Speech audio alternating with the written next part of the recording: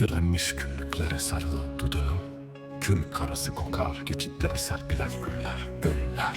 Ev birey midir ki devlet? Sevmiyor, sevmiyor, sevmiyor. Dumanın karasında akbak ve mavi, suretlerden suretler çöker göğe. Emperyal tutku ve mitos gölgeler yığını taşıyıp duracak mıyım bu sürgün yükünü?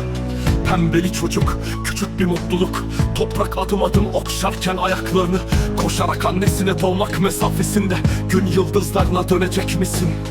Paçaları çamur bir motosikletli renginde karşılaştı bir kepçeyle. Yağmur yağıyor, yağmıyor belki de, sen üşüyeceksin yine de. Apartman çatılarına konarken kuşlar, kim işgalci beton kafeslerde gülüşen, mavi kubbenin sonsuzluğunda sen.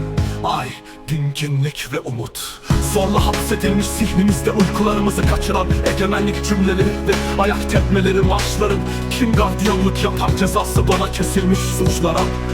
Yüreğimde esaret bir hücre var mıdır ki ince tozdan ışıklar düşer toprağa?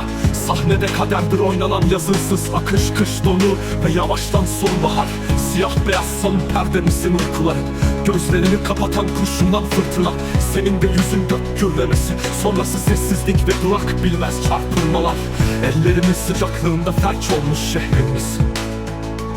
Yanardağ patlaması insan kızıllığında akan ahiret mi ki? Ömrüm cennet ve cehennem, bir anda alevlerin kıyısına vurur sözleri. Sen duyuyor musun? Yarım basretimde sevda kervanları ve hatta bas bas bağıran yüreğim. Sen sus ki öylesine alışkın yaşa, bileğim yorgunuysa devlet elini çeksin. Hiç hesaplanmamış bir gidişlerin bir ben var çokluğun kargaşasında. Hem yokluk hem varlık ısırığında elma örtüsünde kovulmuş Adem miyim?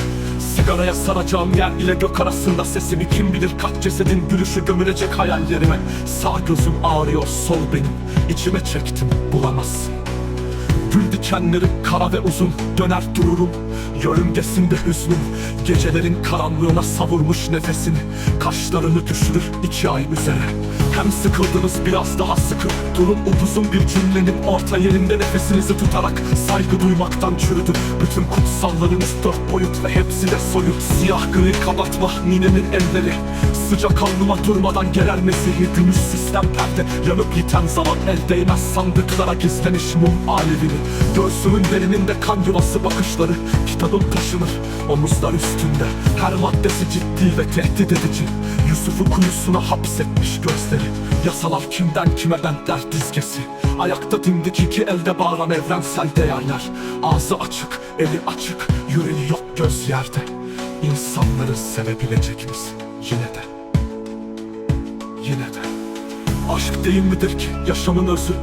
Tanrı sırlar hep gayb aleminde, ondan geldik boynumuza günahlar dize dize. Değil mi ki insan toprak ile bezenmiş ince deryası, an şartlara zincirlenmiş değil. Coğrafya göğe çizilir isim, susabilirim ve sen de. Sessizliğim